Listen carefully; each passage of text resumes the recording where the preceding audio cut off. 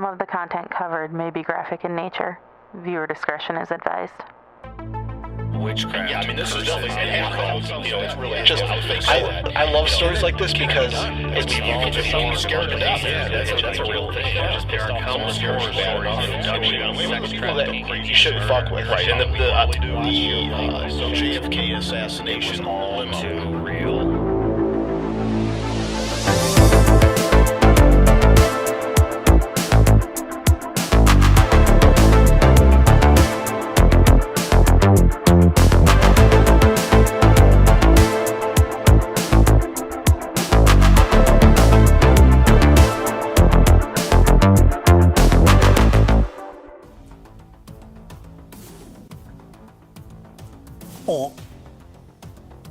Good night, everybody. For the mistake on the lake, deep within the great American Rust Belt, I bid you all good morning, good evening, wherever you are, wherever you may be, across the nation, around the world.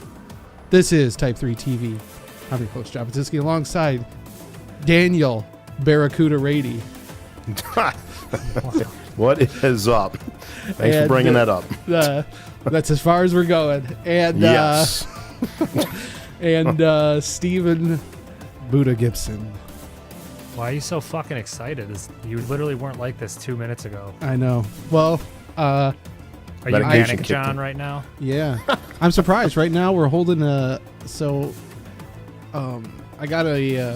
testing a new machine here, and before I was like maxing out the CPU usage, and I am currently under 10%, which I'm blown away by. So the show's still going to suck, but it'll at least be in its entirety. So how are you guys doing this week?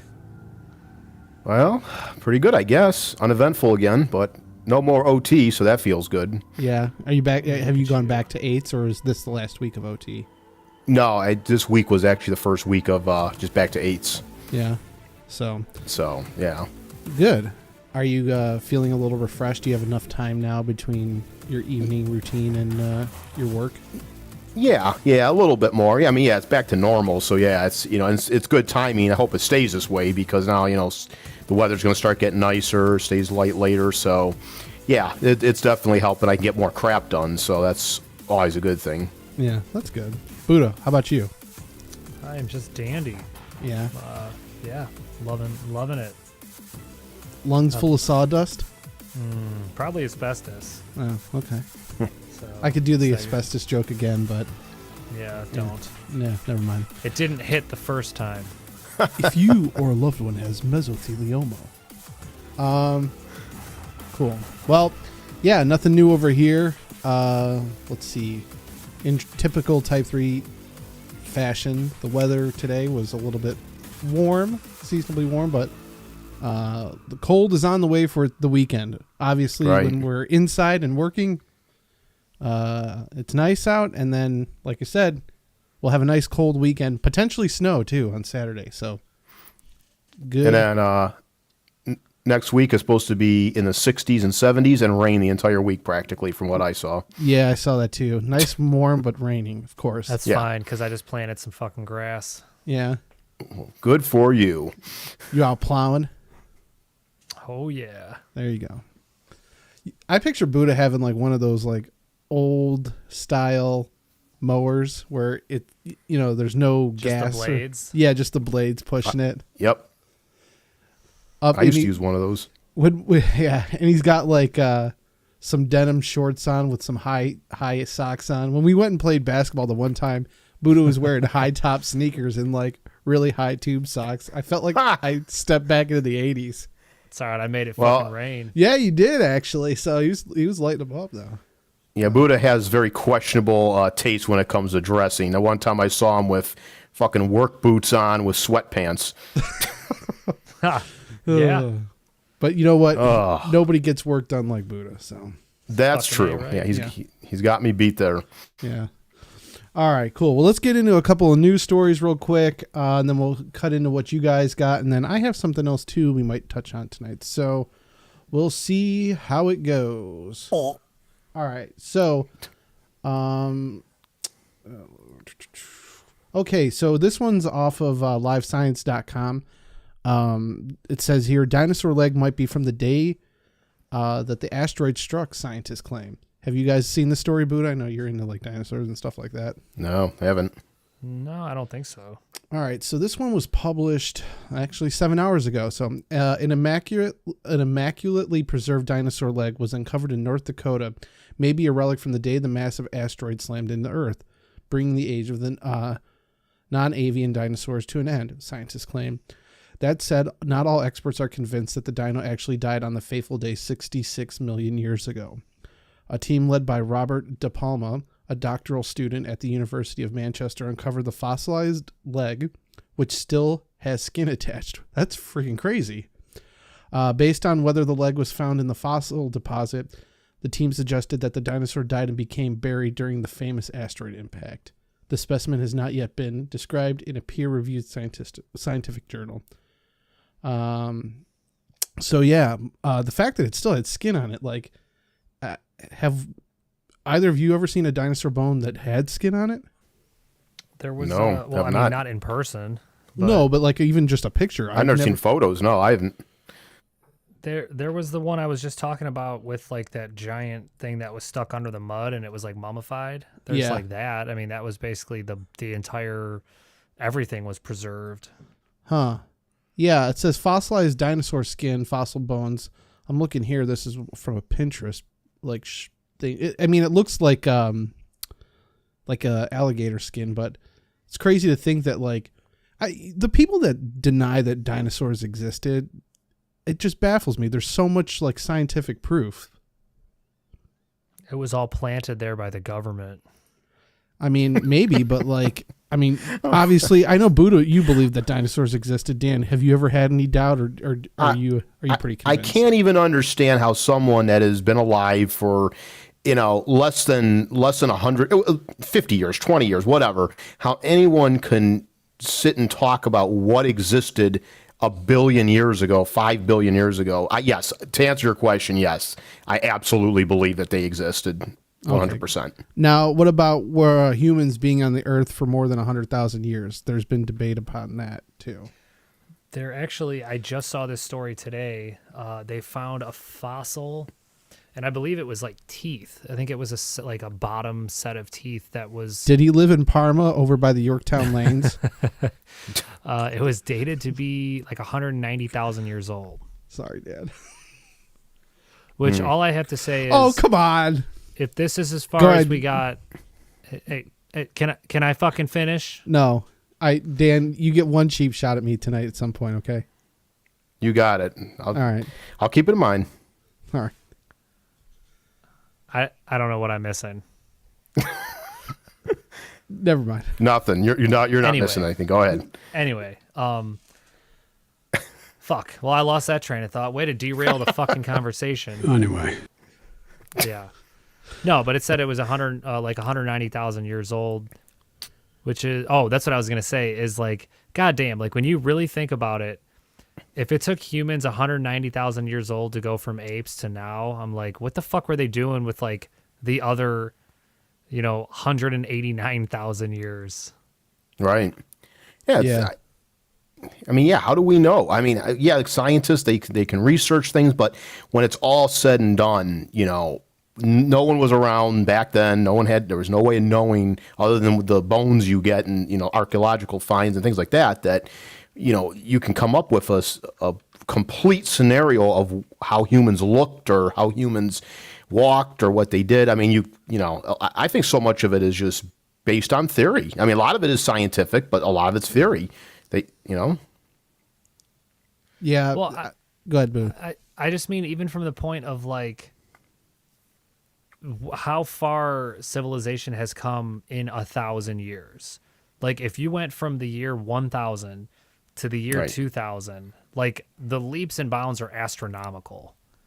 So like that's what I'm saying. What the fuck happened with like the other 189,000 years?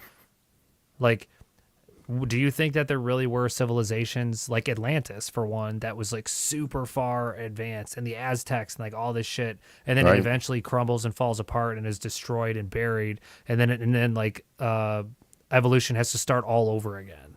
Like, do you think that has happened multiple times over that 190,000? Oh, that, yeah. That's a you good know, we point. I just never don't really know? thought of it like that. I mean, even think about where we would have been, and a lot of people talk about had the Library of Alexandria not burned down, where we would have been as a human, as the human race. Do you think it was done on purpose? I think so. I mean, the greatest threat to like a king or whatnot, probably, were smart people. That's usually they when people are I don't know, like, I'm trying to be articulate and I can't. I'm still thinking about Dan. I'm sorry. The flow of knowledge would basically cause the slaves, the serfs, to rise up and overthrow their overlords. If I've read history correctly, usually the scientists, the smart people are the ones that are killed off first, because the biggest threat to any regime or empire is information. Right, and that's where I was going with it. It's hard for me to I don't know. I don't want to get canceled. Please don't cancel me. I don't know what you're tiptoeing around right now. I don't know. I'm kind of confused too. Is it because of what's happening right now?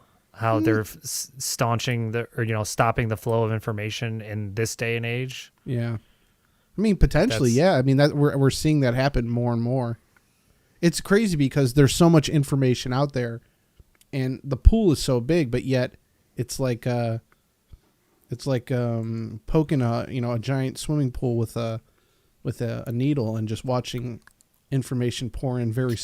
You're only getting a small amount of it, but yet there's so much of it out there, and you're getting the bullshit is what you're getting.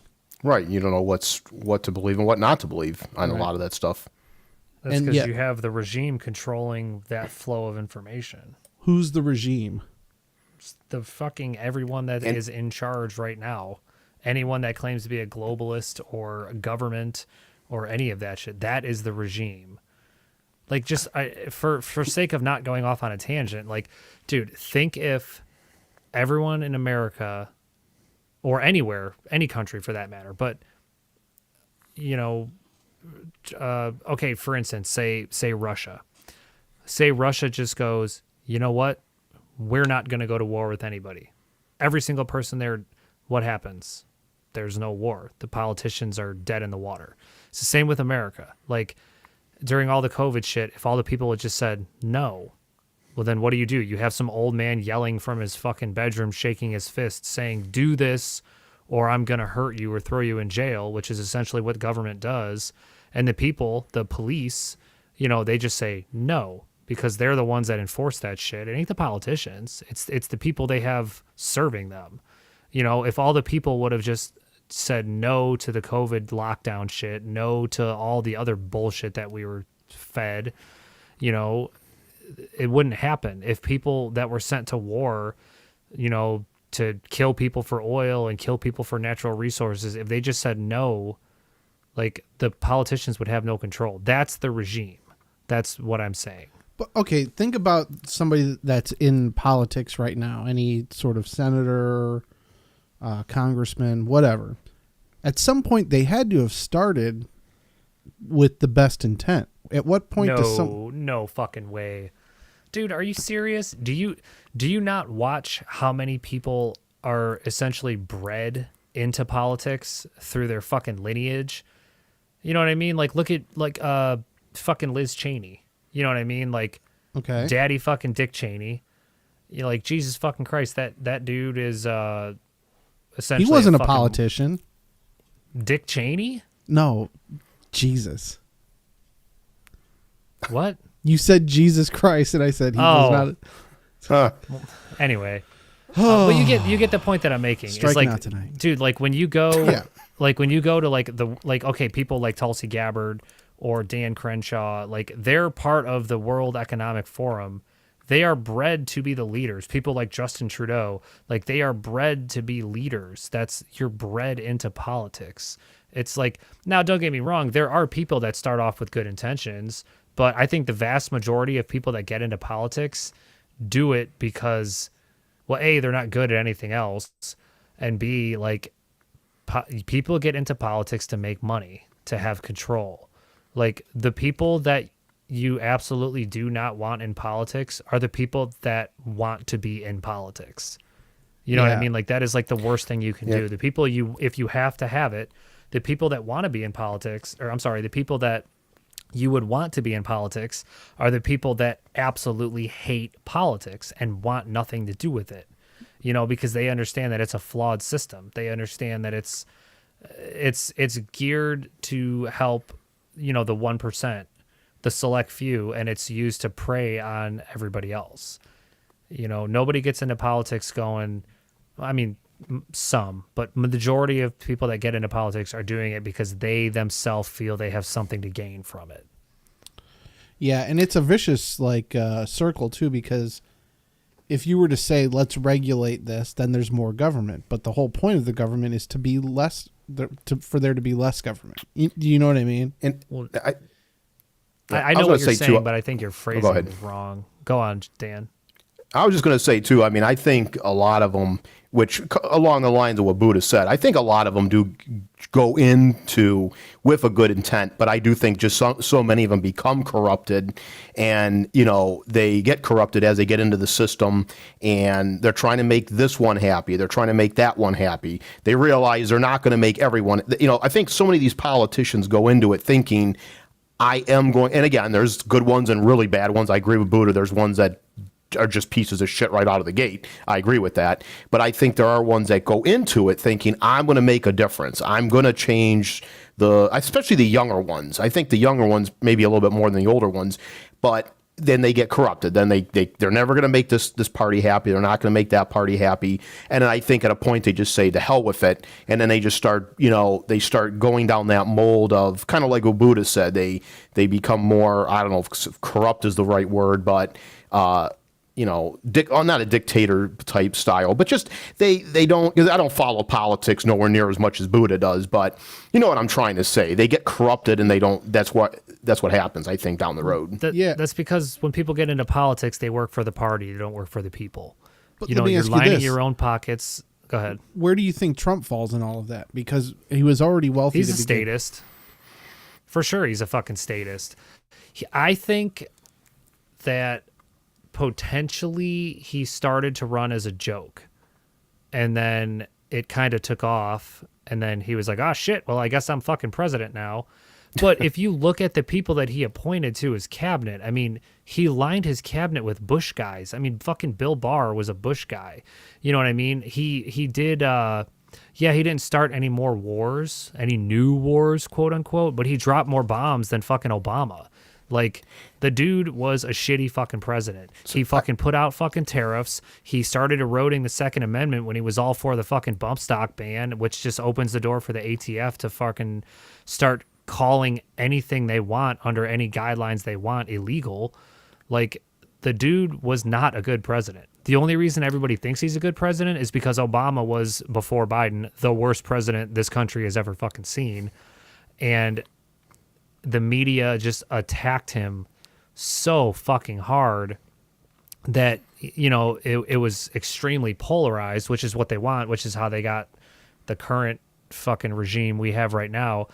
But I mean, like, Trump really didn't do anything for the country, with the exception of that, like, the economy was kind of booming. But really, I mean, he didn't fucking do anything. I don't understand why people blow him so hard.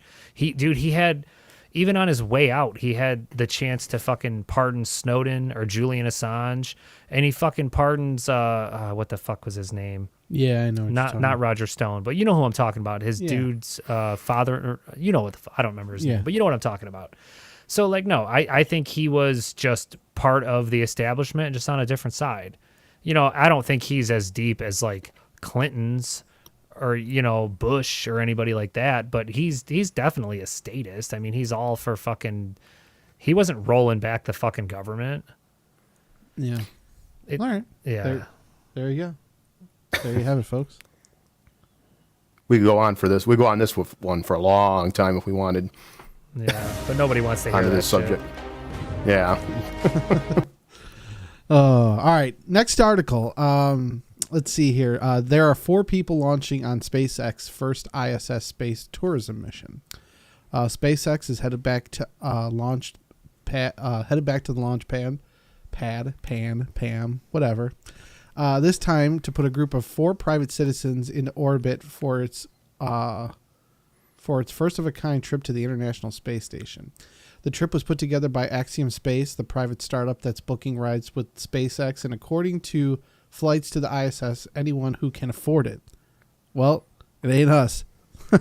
Yeah. I don't know how much they would have paid for a ticket for this, but it says the AX-1 mission is only the second space tourism flight for SpaceX, following up the September 2021 launch of 4 private citizens on a 3-day free-flying trip through orbit who traveled even higher than the ISS.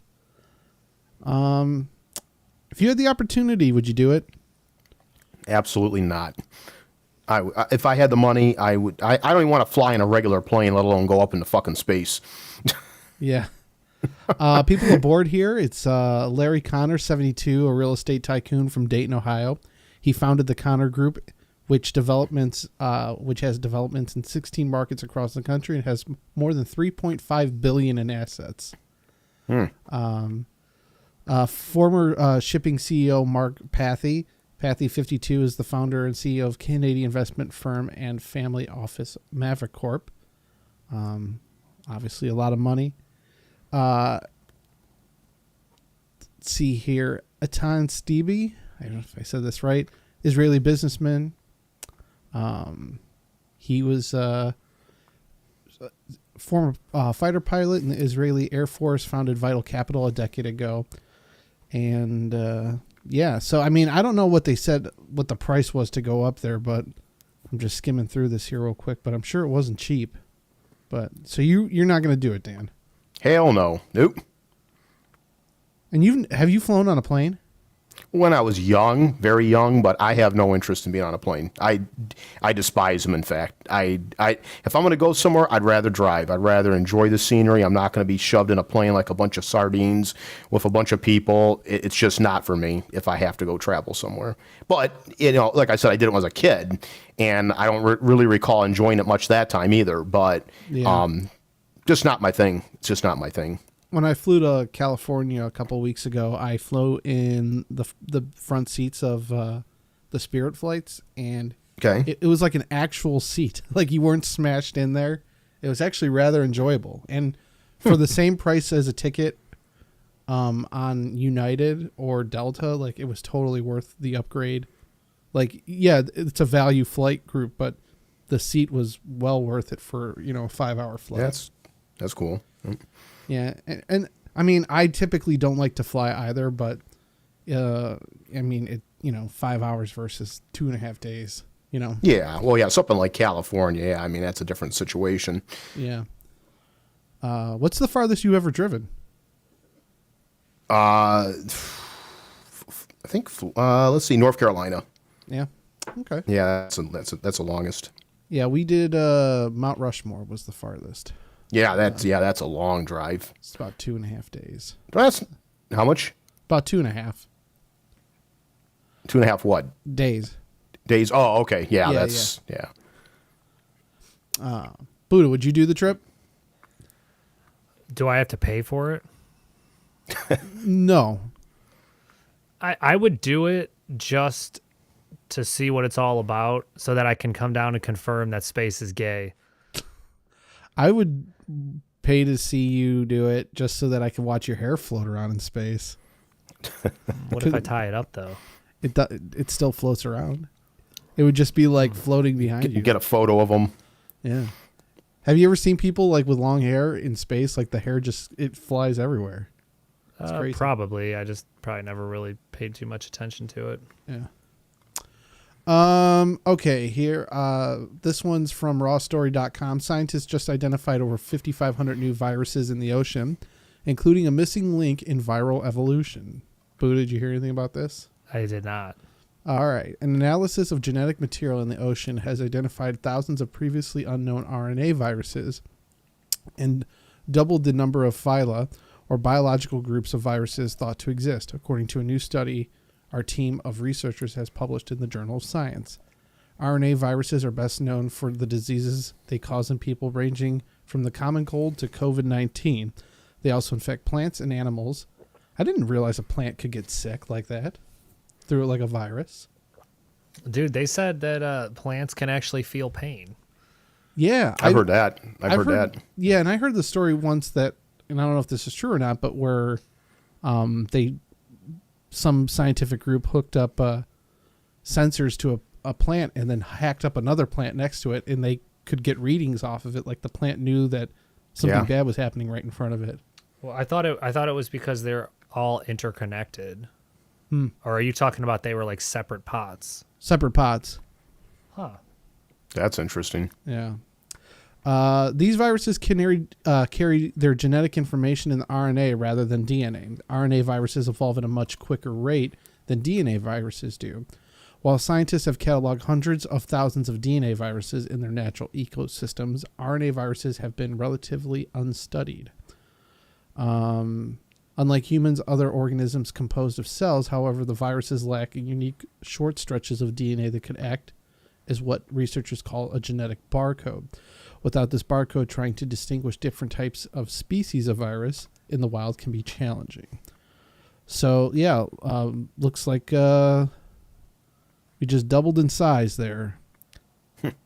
I mean, now it's like, okay, what do they do with these? Do they, keep them, or do they discard them and try to, eradicate them? What, I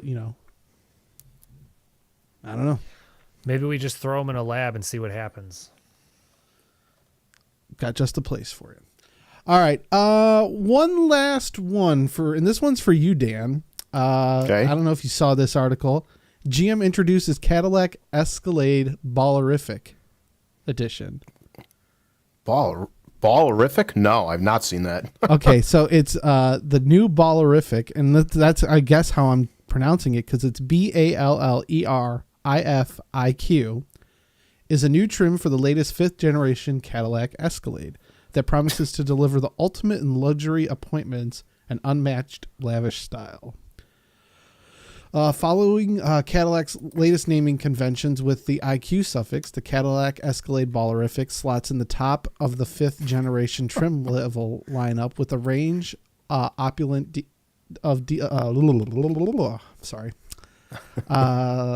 with a range of opulent details, starting with a unique exterior highlighted by 24-karat gold grille and gold pin striping that runs down the flanks. Diamonds are also mounted on the inside headlight housings. All that front-end flash is complemented by a unique gold chain draped across the front fascia, which is matched with a wearable chain included as a standard with the vehicle. What's more, the front caddy crest is detachable and can also be worn if desired with the included gold chain. Hold on, Dan. I don't know if this gets better or worse in your opinion, but I'll wait to hear it after I finish. Stance was dropped because I want you to get the full picture of this. The stance was dropped with the Cadillac Escalade Ballerific riding low over a set of platinum-plated 25-inch wheels. Further platinum plating was added to the window surrounds and various trim bits. Spinner-style wheels are optional. Moving inside the cabin, the new Ballerific is standard with the latest comfort and entertainment features, including an 80-inch widescreen mounted in the headliner, a top-shelf hi-fi stereo system capable of producing over 200 decibels of sound. And then this is the best part, Dan. The SUV is also equipped with a unique Make It Rain mode where passengers can load a stack of bills into the slot in the center console, which dispenses the cash in a shower of money above and behind the vehicle as it rolls down the street. Is it done, or you want me to say something? Yeah, I'm pretty much done here, but I was curious. I got one. I got one word. Well, actually, 2 words. That's got to be April Fools. There's no way in hell that's real. There's no way. That's got to be an April Fool's joke. That it fucking is. I didn't realize it either. Dude, it's, oh my God. Did you? You think that was real? Yeah, I read it off of GMauthority.com. Oh, John. Oh, I really thought that I got trolled. What the hell is the matter with you? Okay, I don't have to. I don't have to throw an insult at you. You just did it to yourself there. Holy shit. Yeah, the minute you shit. said, because you got me for a few moments there, because I'm like, why the hell would they call it the Ballrific? But I know how Cadillac is completely mindless now with their fucking names, so I thought maybe that is something. But then when you started bringing up, because I keep a pretty good pulse on Cadillac, what's going on with Cadillac. Sure. My finger on the pulse with them. And I was like, I didn't hear anything about this. And then I started looking at it as you were talking, and I'm like, oh, this has got to be an April Fool's joke. Holy shit. Because I was reading the article, I'm like, oh, this is so ridiculous. But I'm reading it today. And so when I was searching for stuff, I was like, oh, I want to try and find something Cadillac for Dan. I didn't look at the publishing date. So I'm like, oh, it must have come out today. Fuck. Oh, man. Oh, man. Well, as soon as you started talking about the... Huh? I was like, oh, man, Dan's going to just he's going to be crazy about this. Boy, I got duped. Holy Yeah, you did, man. Yeah. I mean, listen, as mindless as General Motors has been the last few years, it wouldn't surprise me that they would do something so stupid. I mean, the company is just a joke anymore, but even they're not that bad anymore. Ballrific. All right, well, you're Barracuda and I'm Ballerific. Yep. All right. Oh, yeah. All right. Dan, sorry. I'm, boy. You're not doing good tonight. No, I was so excited, and now I'm just like, eh. The medication's wearing off? Yeah. Anyway, so yeah, well, what I'm going to talk about tonight, I kind of touched base on this. Remember last summer we were having all the guest hosts. The one night I came on board, I can't remember who the guest host was, but I came on and I just did kind of a sample story of what I was going to be doing going forward with car stuff. And I had brought this up, but I didn't do a story on it. I just kind of brought it up. But I wanted to kind of return back to it because I think it's an interesting, just kind of quick story here. It's a technology piece topic. But I'm going to return back to talk about the in-car navigation systems. I don't know if you remember me talking about that. Yeah. Last summer. So I kind of dug a little bit more. That was just kind of just spur of the moment thing. This time I actually kind of dug a little bit into it and did some research. And it's something that we all take for granted, obviously. I mean, people have navigation system on their phones. They can pull it up on their computers. Most all cars have it either standard or at least available now at this point in time. But it obviously wasn't always like that, even 15, 20 years ago. You know, a lot of cars didn't even offer it. But I kind of wanted to look into it and see, exactly how far back this goes. So doing a little bit of a history on it, it's kind of interesting how these have kind of evolved over the last several decades. So it started off actually, and this was found more recently. Somebody found an article somehow on this, but it was from 1930. And it was a kind of an aftermarket navigation system, and I think it was available in Italy. I don't think it sold hardly at all. I don't even know if it even actually was. There's mixed information if this was ever introduced or not, but there's photos. You can see like a couple photos online of it. But anyway, it was 1930, and it was called, and I'm going to probably screw this name up, Iter Avto, I think that's the way it's pronounced. It was designed and created in the 30s. I think they said the mid-30s. And what it really was it was kind of a map guidance tool. And what it actually had was almost like a roll of toilet paper, but it had a set of paper maps that were wrapped up, okay, from one roll to another across a display. And the cable connected, it's kind of interesting, it connected to the speedometer. The cable connected to the speedometer cable, so it could, as the faster you'd go, it would keep up with the speed. Right. And it would move as, again, speed proportional. But the interesting thing, obviously, is if you decided to turn off somewhere, or you took a detour, or you pulled off another road, the thing would be screwed up, because then you'd have to literally take it out and put a whole new map on there, because then by that point in time, the thing was totally useless. But still, that was kind of like, I think, the grandfather of the in-car navigation system there. And I don't think it even ever sold, or if it did, it was very unpopular. Because, again, unless you jumped in your car and went directly to the location and didn't make any side stops, this thing was useless to you. And then, of course, over the several decades after that, there were some things that were tried upon. I know around 66, General Motors was starting to work on non-satellite, because obviously they weren't allowed to use satellite at that point in time. I don't even know if the satellites were around, but it was a non-satellite based navigation assistance called, it was DAIR, stood for Driver Aid Information and Routing.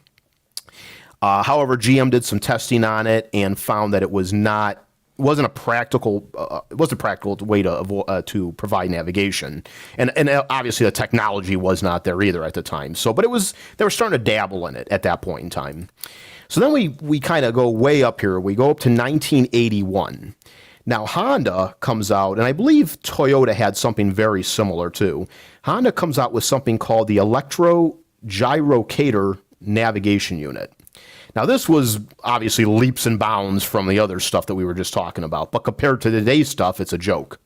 So this was introduced in 1981, and it basically used, and I'm reading some of this information from a site here, but it used a small helium gas gyroscope, and it was similar to the systems used in fighter pilots, that are used by fighter pilots in the Cold War. But the navigation itself was actually pretty simple.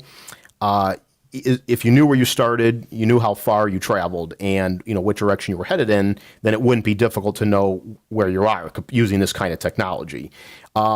These earlier things these earlier navigation systems used dead reckoning, basically, if you know what dead reckoning is. And the way that this worked is this one here I'm talking about. I'm still on this Honda.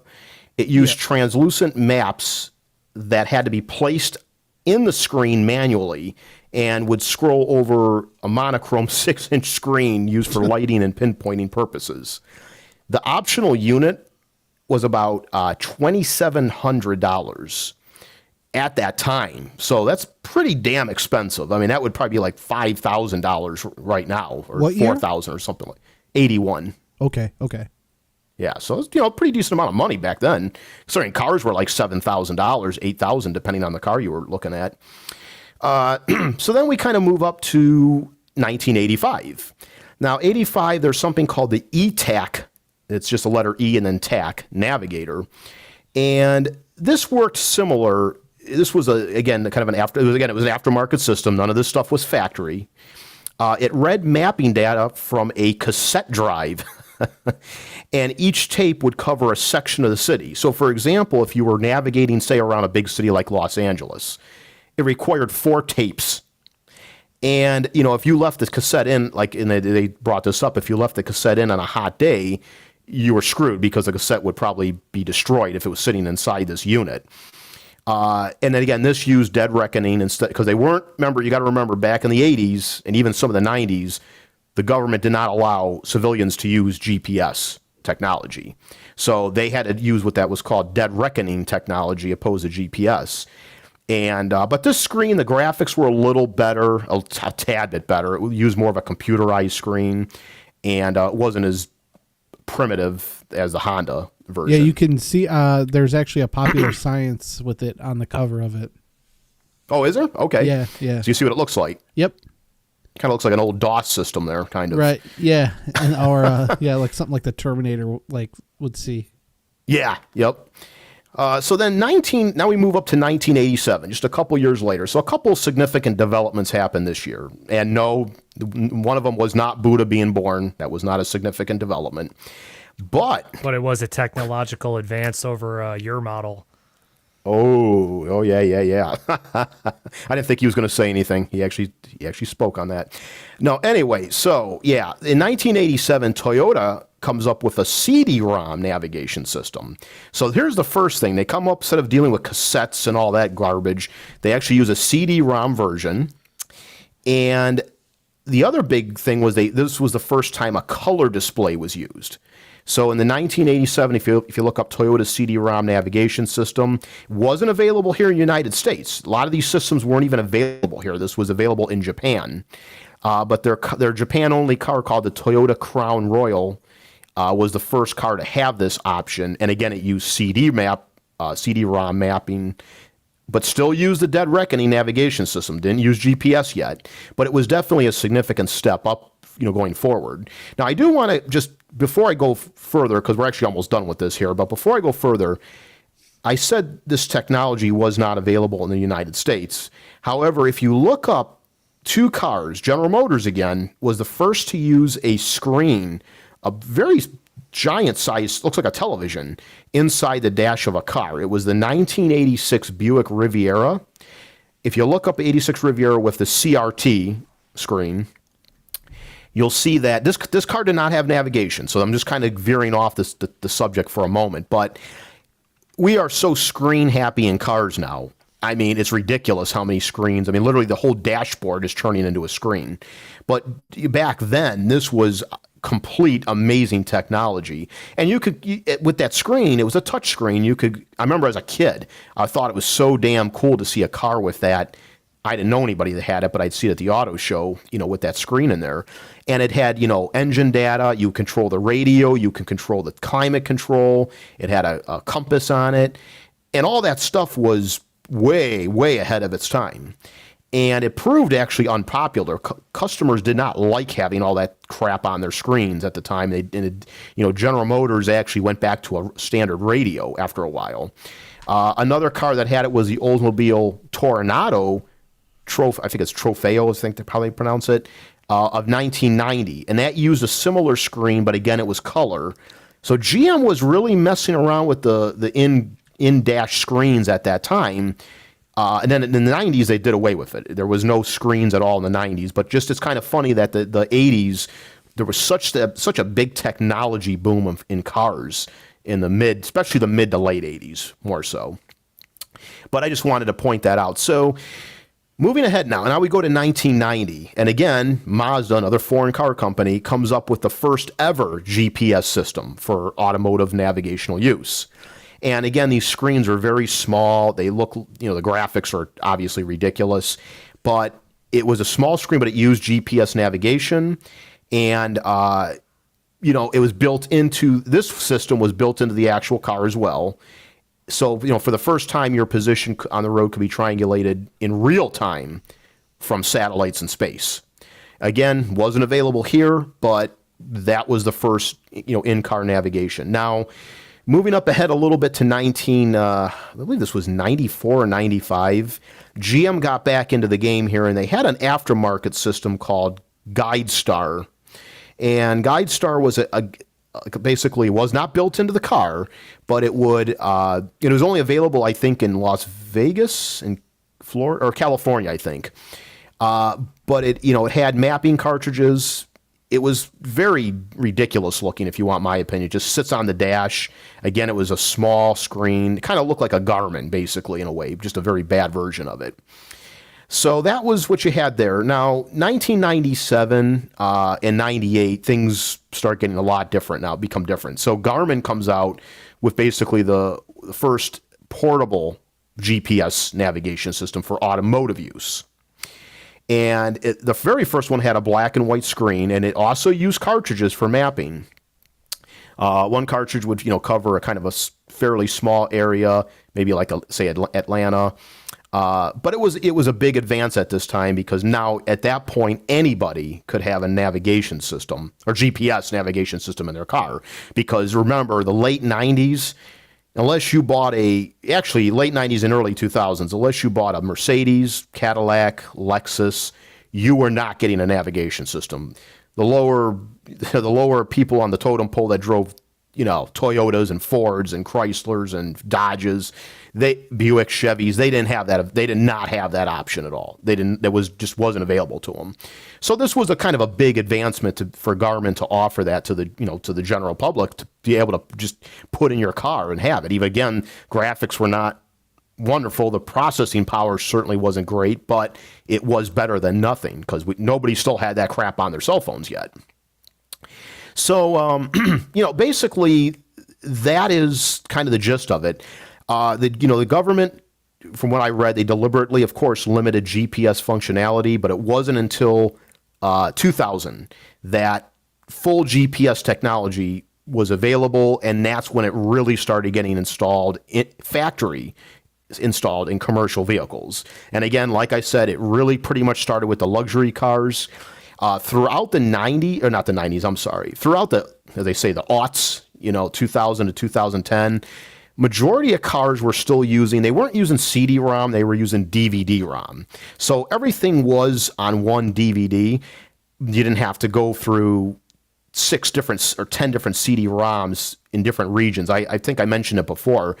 I had a 2000 Cadillac DTS. I bought it used. I bought it when it was like 3 years old. But it had a CD-ROM navigation system in it.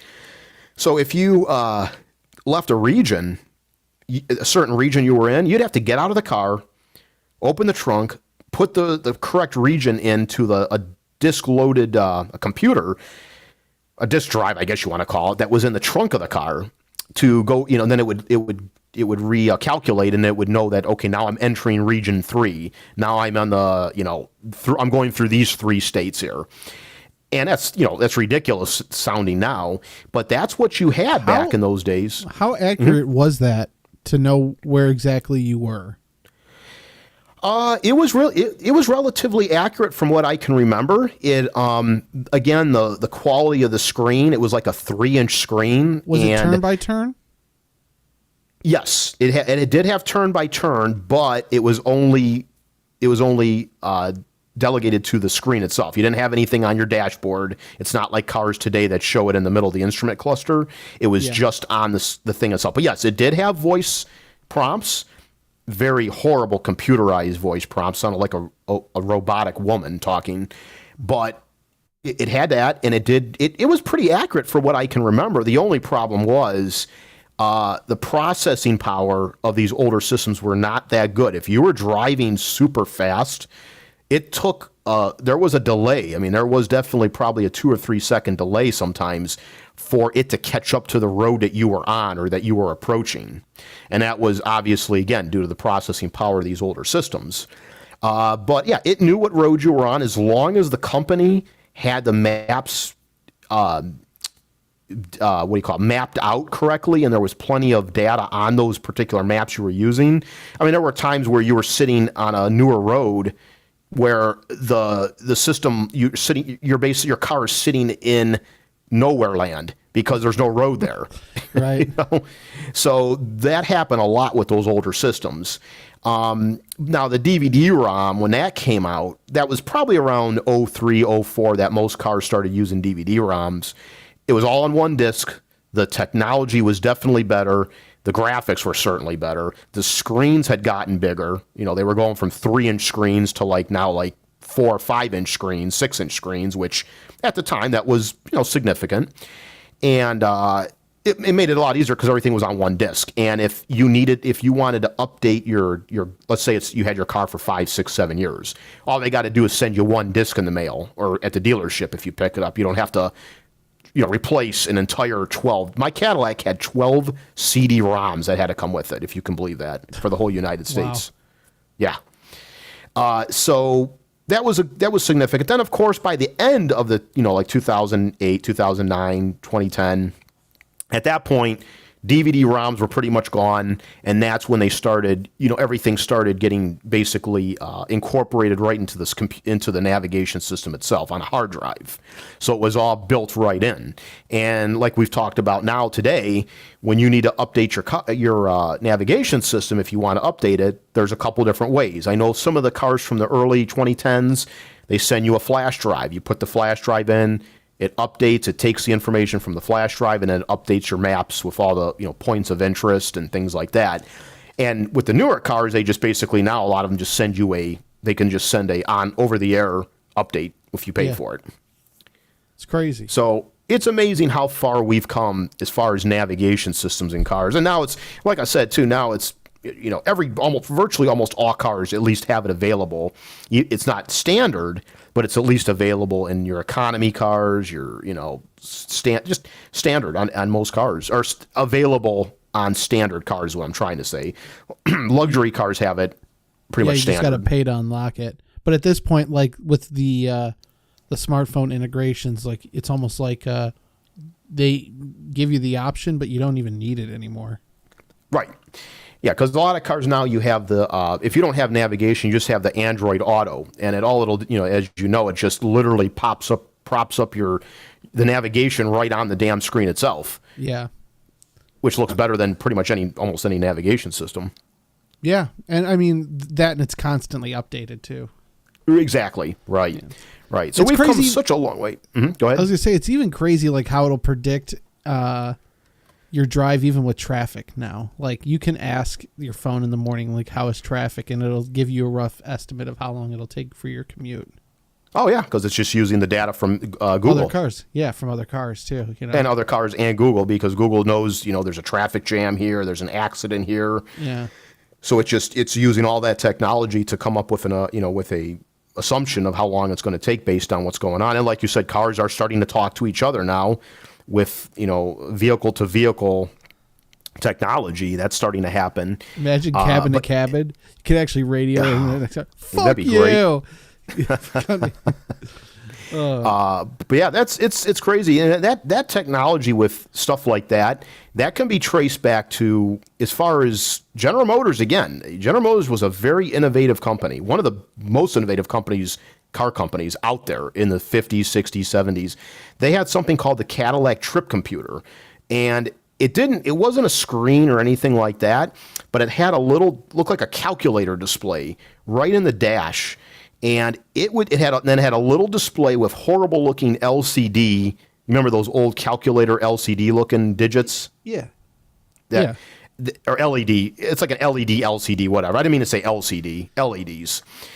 And but it would tell you based on you would tell it, okay, I'm going to a destination that's 35 miles away, and you would program that into the system, and based on your driving, it would tell you what your ETA was to that destination. It would say, you're going to arrive at your destination at 5 o'clock. It would look at your estimated miles per gallon, what your fuel economy is, oil pressure, temperature, the coolant of the temperature. Again, so far ahead of its time. But if you took a look at the computer that was under the dash that was computing all that power, the thing, and I actually had one, it weighed about 50 pounds. huh? And I could literally hit somebody over the head with it and kill them. It was literally 50, 60 pounds in weight. And you think about that, our phones that weigh what? 40 ounces, 20 ounces? I don't know, what 10 ounces? Right. What do they weigh? They have all that. They do all that technology 10 billion times over than what that car did with a computer that was big enough to kill somebody. Yeah, I saw a meme recently pop up where it was like, computers 1969, 4 kilobytes of RAM put a man on the moon. Today, Yeah. you can't open Photoshop with it. Right. So, crazy. Yep. So yeah, that's pretty much it. I just wanted to revisit that. I think it's a kind of cool visit, seeing how it kind of evolved over these several decades. Yeah, it's crazy. It's interesting too, because like if you think about even like back 15 years ago, if you wanted to go somewhere that you never been to, and you had no idea how to get there, you'd have to print out a MapQuest. Like how many times did you have like the MapQuest print out in your car to get Right. somewhere, and you'd go through your car to clean it out and months later find it. Well, being the old timer here that I am, I'll tell you right now, when I first started driving, hell with that, I had actual maps.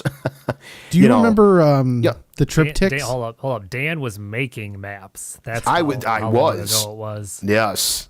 The asshole. Do you remember the AAA triptychs though? Yes. Yeah. I remember I worked for AAA for a while. I did not know that. Yeah. For a short time, I was an insurance agent. I wasn't doing any of that stuff, making the triptychs and that. That was a different department. It was cool because it was my dad used to get them before we would go to Florida as kids, and I think they still do them. they might, but yeah, it was No, they do. Really. Yeah, How do you know? because I'm still a member of AAA. You remember AAA? Interesting. I've been for ever since my mom did it. However long ago, I was just always a member. Yeah. But yeah, it was cool because like you'd have it was like a little paper GPS, and as you would go through the sections of the map, you would just keep flipping the page. You would send them where you wanted to go from where you were coming from, and they would send you a map. What would be funny is I'd love to see I would say not necessarily a millennial, but Gen Z. I would love to give them a map in a car and see them even. I don't think they'd even know how to open the damn map, let alone read the damn thing, to be honest with you. Yeah, no, you make a good point. Yeah, I'm looking here at triptychs. Yeah, it's crazy. Yeah. Yeah. I mean, no one would know how to read a map nowadays, unless they read them. And you know, I mean, granted, it doesn't sound like it should be too hard, but you know, the way people are now, it's, you know, they're just so used to doing everything on their phone. Because I used to have to read maps because I used to do a lot of traveling for jobs and that. So until I got cars with navigation systems, I had to know how to read a map. Yeah. No, man, that's like it's funny like how they still sell them. Like, I wonder who would order one of those. Probably all the old people paper that map? ain't trying to mess with the GPS. Yeah, I guess. Yeah. Yep. Yeah. That's exactly who.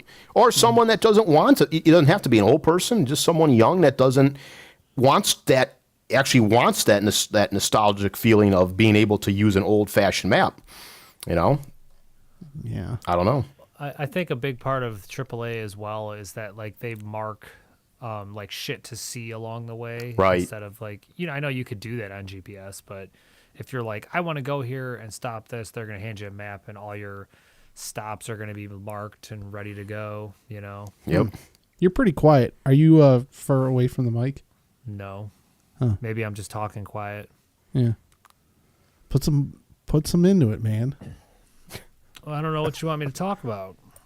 All right. Well, thank you, Dan. You got it. All right. All right, Buddha. Wait for my intro. Just galloping on a horse. Yeah. Hair blowing in the wind. Yeah. All right. Hang on, I'm replying to Larry. Lawrence of the Simpson. I can picture Buddha telling his horse to fuck off, can't you? Yeah. You know, the horse doesn't do what he wants. He just says, fuck you. No. Oh, you fucking serious? God. You're killing me. You're killing me. This fucking horse. I don't fucking need you. Oh. All right, so this one it's a lot to cover.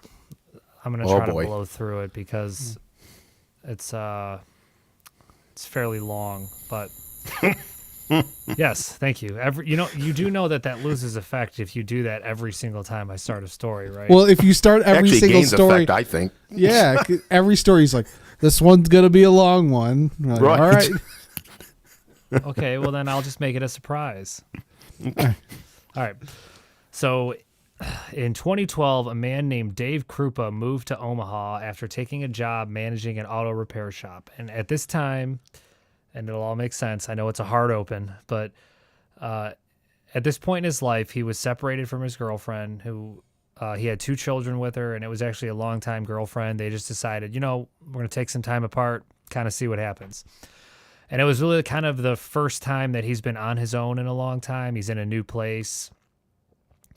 Didn't really know anybody. Wanted to meet some people. He started, he tried to do the age-old internet dating thing. It was 2012, so it was still kind of a thing. So he signed up for a couple different websites, and one of the first women that he met was a woman named Shannon Elizabeth Golier, and just referred to as Liz. And his whole thing was, I was immediately attracted to her.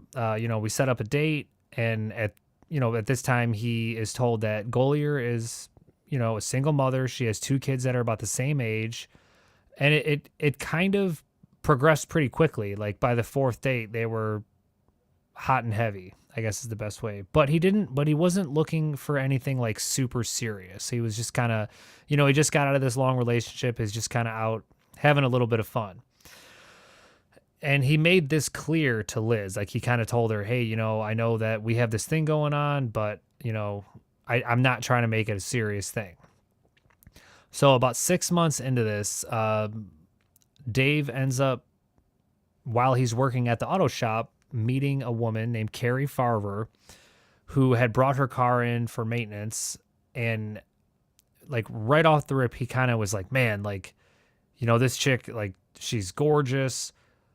I could definitely feel that there's like a little bit of, for lack of a better term, like some tension, sexual tension between us, but he kind of just let it go. He never, he's like kind of kicking himself. Like, I should have said something to her, but it probably would have been a little bit unprofessional. So he just kind of talks to her, whatever, and then he lets it go. So no, like further on down the line, he actually ends up noticing on the online dating thing that, he just so happens to see like, oh my God, there's this woman, Carrie, the one that I just noticed from the auto shop.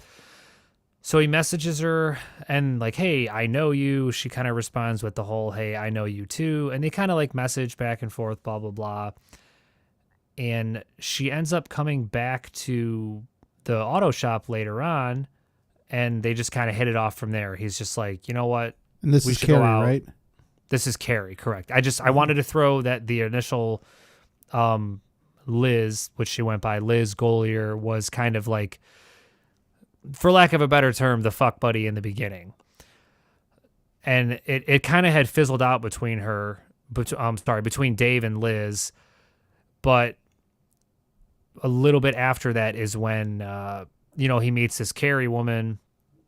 And like I said, he never really, what is like the term, like went for it with her until he saw her again on the online thing. And then she came back into the shop, and that's when he's like, you know what? I'm just going for it. I'm going to ask her out.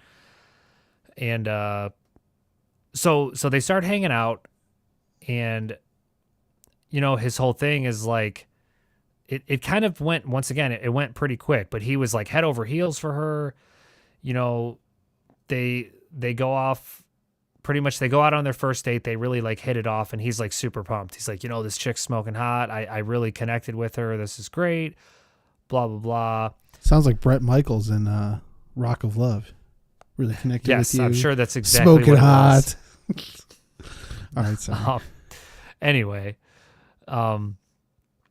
so as he's kind of like in this little, I guess, relationship with Carrie, she, makes it a point to tell him that, hey, this is cool that we're going out and everything, but I also want to make it a point that like, I'm not really looking for anything super serious.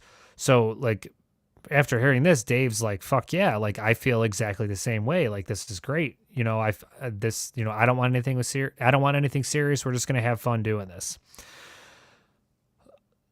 So as she's leaving the apartment for one of the dates, Liz just so happened had happened to come by Dave's apartment like unannounced, and allegedly she was like trying to get a hold of him during the day, but he was on a date, so he's just kind of ignoring her phone calls. And her whole thing was that she wanted to come there to get some of the stuff that she had left there, since they're basically not seeing each other anymore. And it's, the fact that she came over unannounced at the same time that Carrie is also there. They said it was pretty much like a brief encounter. It lasted about 10 seconds or less. But it would pretty much go on to start like all of the drama and all of the trouble that happened just because of her noticing Carrie. So anyway, so Dave is at this point, he's like super into Carrie. And Carrie, who had worked like closer to where he lived, she ends up taking on a big project at work. And Dave was like, you know what? So just to save you some time in your commute, why don't you just stay with me for the week that you're here or whatever? So she's like, okay, cool. That's great. We'll do that. So, everything's cool. They know it's not anything permanent. So it says the morning of November 13th in 2012, Dave's getting ready for work. He says bye to Carrie, and it just says, hey, I'll see you later in the evening. So around mid-morning, Dave gets like an odd text from Carrie saying, we should move in together.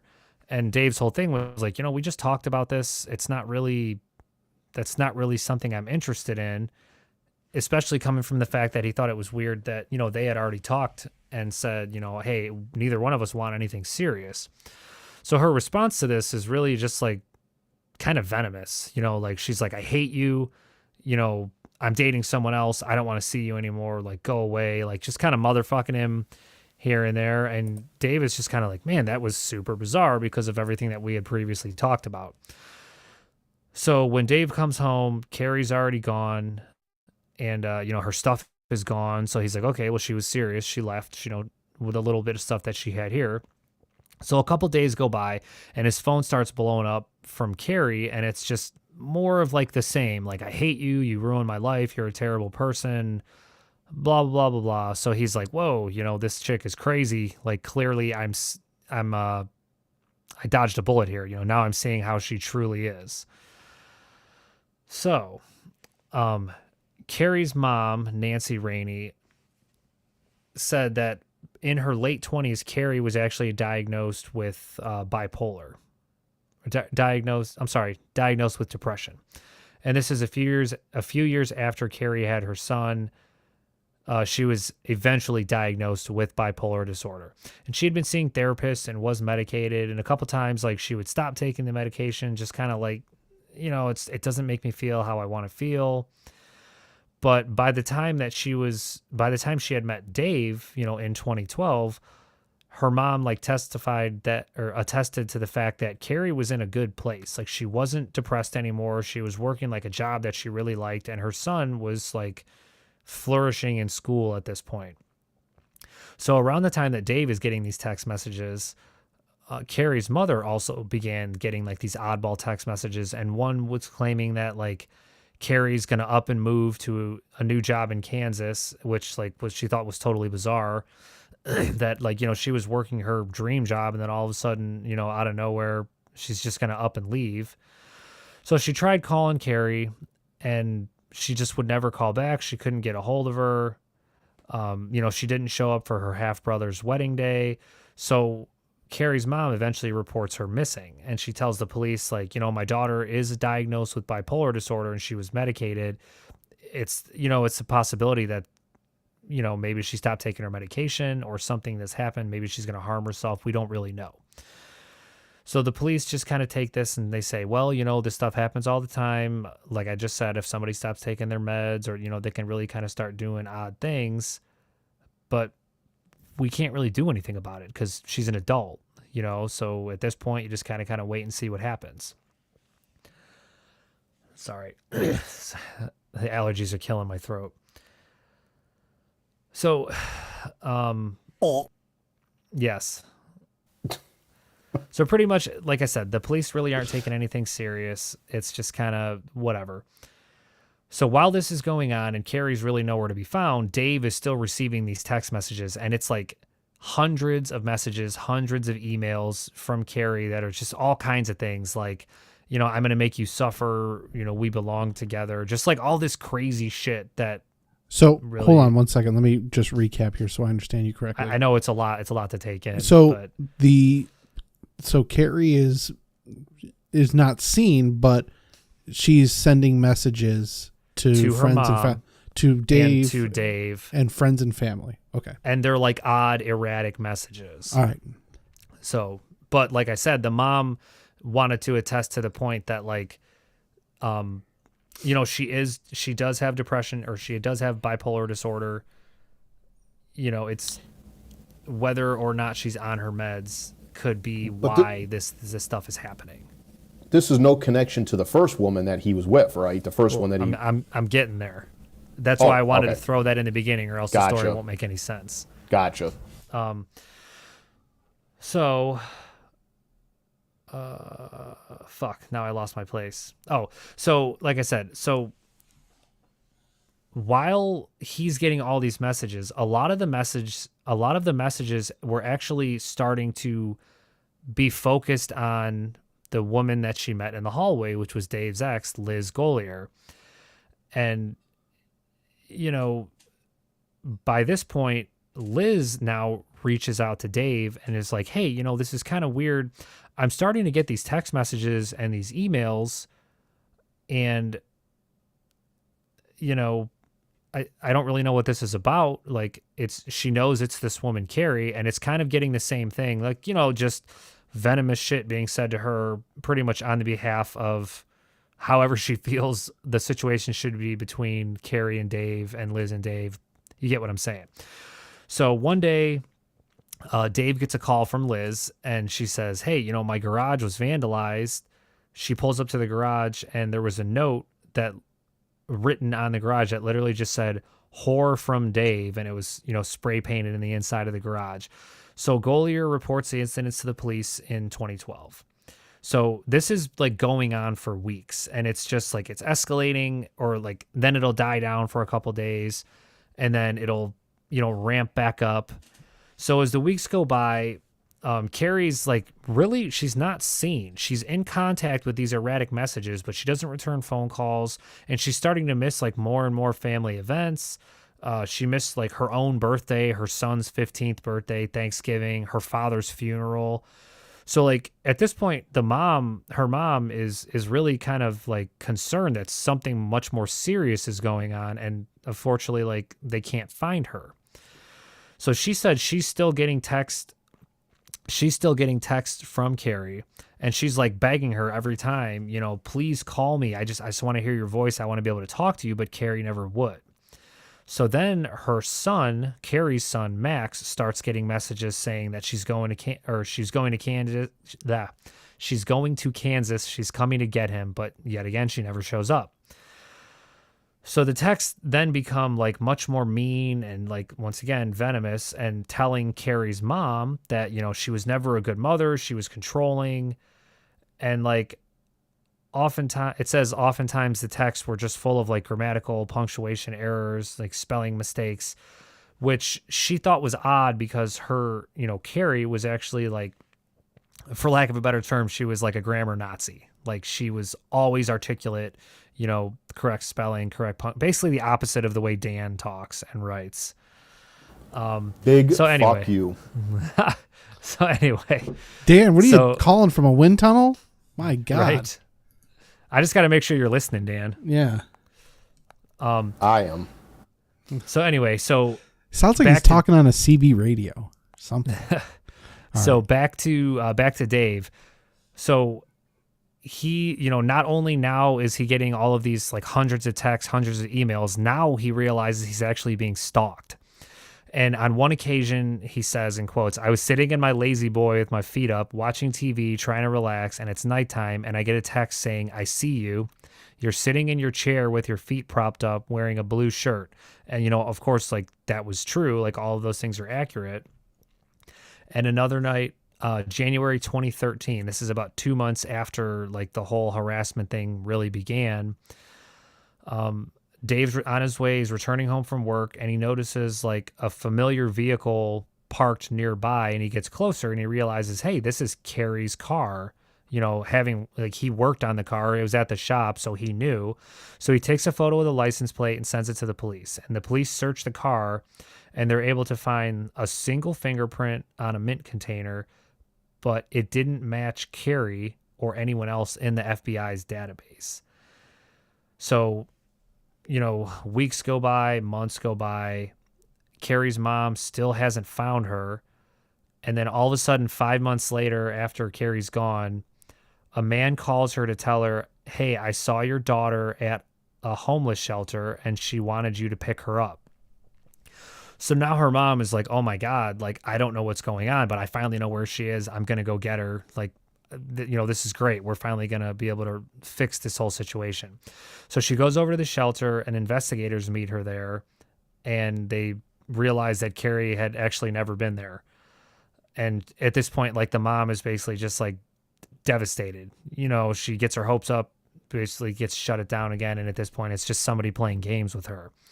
So 6 months into the whole disappearance, Carrie's son, Max, decides to message her mom's Facebook account just for the hell of it. And she actually messages her back.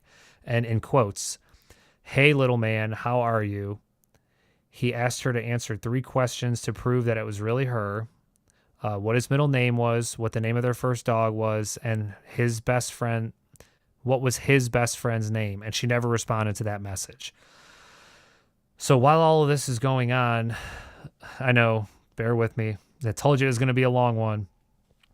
While all of this is going on, Dave and Liz have actually kind of reconnected at this point because, nobody really knows how to relate to what they're going through better than the two of them themselves, because they're pretty much being stalked and harassed by the same person.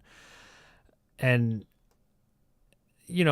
it wasn't like a full-on relationship, but they had begun seeing each other one again. And at the same time, they're both getting, you know, the emails and the text messages. And Dave comments on the article and says, like, it was actually pretty common for us to be, like, you know, hanging out on the couch or watching TV or, you know, whatever. And then both of our phones would just start going off and we're getting text messages and emails from Carrie. And at one point, Dave says he got an email from Carrie threatening to kill Liz, and it included a photo of a woman tied up in the trunk of her car. So then, you know, Dave calls Liz to confirm that she's fine. And later on, Dave said that he was actually sent a link of a fake obituary for Liz. So, like, you could tell, like, at this point, like, they don't know what's going on. They're just like, man, this woman, Carrie, is just, like, fucking nuts. And, you know, she's going to hurt somebody or whatever. So fast forward to August 2013, Liz's house is actually caught on fire and no one got hurt, but it did kill all 4 of her pets, which was 2 dogs, a cat, and a snake. And after it was investigated, they did believe it was arson. So Liz comes out and says, hey, you know, all of this stuff has been going on for months to me. You know, it has to be this woman, Carrie. Like, she had to have done it. So, pretty much this is kind of escalating more and more. So Dave starts to kind of freak out and he goes out, you know, he gets a gun and he's like, at one point, you know, the shop that I worked at was vandalized. So now fast forward even more. So this has been going on for like 2 years. So January 2014, Dave's with like a high school friend and they're at his apartment and it's a woman named, I don't know how to say her last name, Heather Tweet or Twet. It says she's watching his phone or she sees his phone and it's just kind of like blowing up with messages and then, you know, just like constantly. And then later on, she hears someone kind of like fiddling with the door handle and they're both in bed. And then all of a sudden a brick gets thrown through the window. So, now by this point, Dave's ex-girlfriend, who was the mother of his children, Amy Flora, she starts getting threatening messages from Carrie. So it's not just Dave, you know, it's not just Dave and Liz. It's literally anyone that is involved with Dave or had been involved with Dave at really like any point since Carrie or, you know, real quick, prior to. What? I'm sorry. What state was this again? I believe it said Omaha. Okay. So I think that was, he moved to Omaha in 2012. Let's see. I just want to confirm. I thought that's what it said. Yeah, he moved to Omaha in 2012. Quick, I know you're going to probably get into more of it, not to interrupt, but I mean, it's like, at this point, I can't believe that, I mean, even not before this point, actually, before the house even burns down, the police didn't take a more active stand on the harassment and the threats and everything to try to, figure out where this woman was at and get, catch her. Well, so that's kind of the problem, is that they couldn't find her and no one had actually seen her for like 2 years. Go on. I'm sorry, but what about the text messages? I mean, can't they, the phone and everything, can't they figure that stuff out with satellites? And I mean, you can only, if the GPS isn't on, you can only like get in like a general area. Yeah, that's true. And like, I guess if you were to track it from like an IP, they'd have to be in that location when they're sent and then not be moving. It's like, especially if she's saying, hey, I'm in another state now, it's like, what are you going to do? Like call and be like, hey, I think this person might be at this place. Go check it out. The police are going to be like, go fuck yourself. Like you really need more to go off of. And especially the fact that like, yeah, she's threatening them and like harassing them, but if you can't find her, I mean, what are you going to do? I mean, how many man hours can you really put out from something like that, But yeah, I know what you're saying. It's kind of like, what the fuck, if you're in that position, what do you do? That guy's got more willpower than me, because I'd go ballistic after that. If that was happening to me even for 2 weeks, I'd have lost my shit. But go ahead. But that's what I mean. What are you going to do if you can't find the person? Oh. So stick with me. We're almost done. Yep, that's cool. So spring of 2015, it's 2.5 years since anyone had even seen Carrie, and yet like this constant harassment is still happening. So a new team actually takes up this case, and it's Detective Ryan Avis and Jim Doty of the Pottawatomie County Sheriff's Office in Council Bluffs, Iowa, and said they had never worked on the case, but they had heard about it in the office, and they were just kind of interested in it. Like, man, this chick disappeared, but there's still all of this harassment going on and no one's seen her. Kind of like what you were just saying, Dan. Like, I feel like every time you've asked a question, the answer's been in like the next paragraph. But anyway, so they decide to kind of take this from like a totally different angle. And they're like, you know what? We're not going to try to find this chick. Let's play it another way. And this is their angle. Jim decides to work it like she's dead. And Ryan decides, I'm going to work on it like she's alive. And we're going to try to prove like every possible scenario that Carrie is still there from my end. And Jim is going to try to work every possible scenario that Carrie is actually dead. And we're going to see what we come up with. So they pretty much start from the very beginning. They dig through the original file. And, of course, they're made aware that, she's bipolar, but they really didn't think that had anything to do with her disappearing. It could explain like the erratic behavior, but, they don't understand. They don't think that maybe, that probably didn't make her run away or abandon her kid or anything like that. So as they're looking into like more in her background, Detective Avis finds it's really odd that there's been zero activity in her checking account the entire time that she's been gone. So for 2.5 years, a woman that supposedly got a new job, moved to another state, and is out there living hasn't done a single withdrawal or deposit into her checking account. And, they just kind of say like, it's really not normal to just up and leave and then spend zero money and then no one's seen them or heard them. There's just been like the digital contact, but there's not like you haven't actually heard them over the phone or anything. And they just kind of go on to say like, she made a decent amount of money. She had a good house. And at this point, like Detective Avis is just like, I don't think I can even prove that she's still alive. So then Detective Doty says like the detail that really stuck out to him was this woman, Liz Gollier, who had never even been involved in Farver's life until their brief meeting right before she goes missing. So all of a sudden now they're like, you know what? We need to look into this Liz lady because, she's not even in the life. And all of a sudden now she's like a focus of the harassment. So, and they're like, her name is all over the reports. So they're just kind of like, all right, we're just going to investigate Liz.